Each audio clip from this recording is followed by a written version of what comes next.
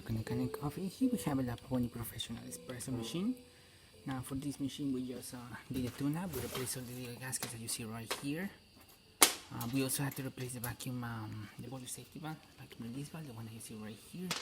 This one was not providing a good sealing on the machine. And yeah, that's all we did. We polished it, clean up, and make sure everything's running nice and smoothly in the machine. So starting with a shot of espresso, we're gonna test it out. Hopefully I pick up the right grind size for this machine. Otherwise you're gonna see drip coffee or coffee barely dripping.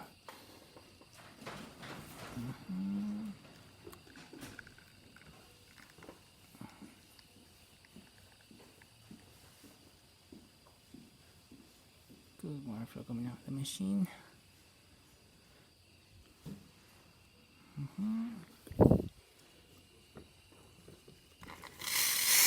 Steamer working perfectly fine as well.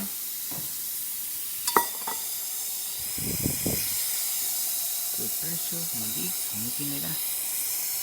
And there you have it, the Pavoni professional working once again. So thank you for preparing Kanen Coffee. Please subscribe to the channel for more content every day.